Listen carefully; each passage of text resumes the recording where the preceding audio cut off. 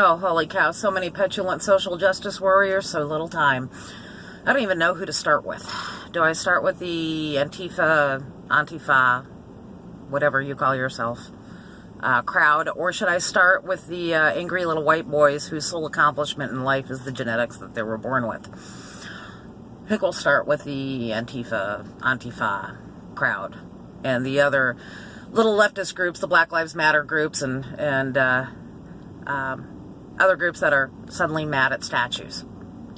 You know, Antifa, you say that your stated goal is peace through violence, and you're really into suppressing the rights of people who disagree with you. And then you call yourself anti-fascist.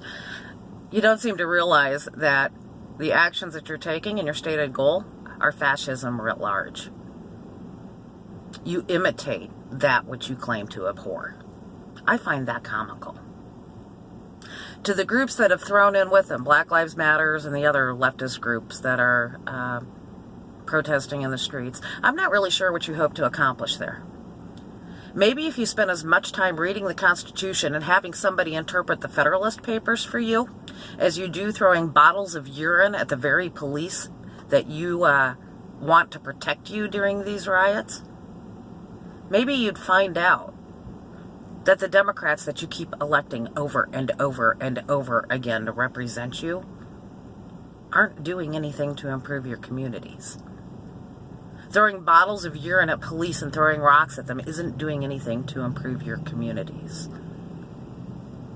You know, there's 10% fringe on the left and 10% fringe on the right, and the 80% of us in the middle who are actually taking action to try and improve our communities, to try and elect constitutionalists to represent our interests, are getting kind of sick of your antics. Educate yourselves. Back to Antifa. You know, I always say go large or go home. You know, if you really want to impress us, your main complaint, or one of them anyway, is Confederate flags. There's a whole lot of Confederate flags at Sturgis. So instead of going where you know you won't have any pushback, going where you have the police to protect you, police that you claim to abhor, by the way, and going where you know cameras will be right in front of you, I suggest you take on Sturgis next year. Go big or go home. Now, on to the angry little white boys. You know, I had to hang my head in shame when I saw you guys marching through Charlottesville. You know, you look like poster children for the Gap, and you're carrying tiki torches that can be found in the outdoor section at Walmart. Tiki torches that people usually put on their patio to get rid of pests. Do you understand the irony? And a bunch of cockroaches carrying around torches normally meant for pest control.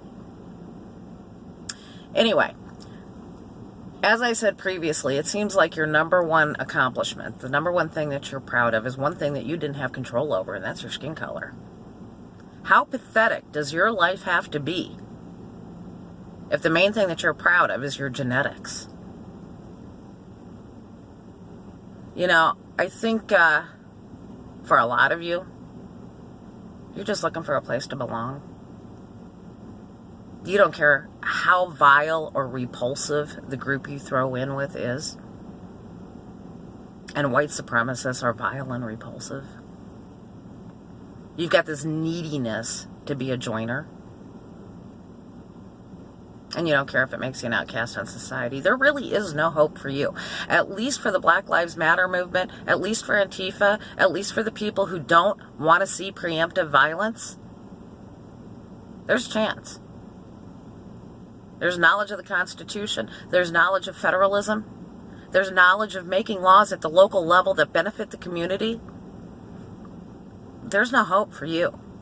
You're simply a blight on society.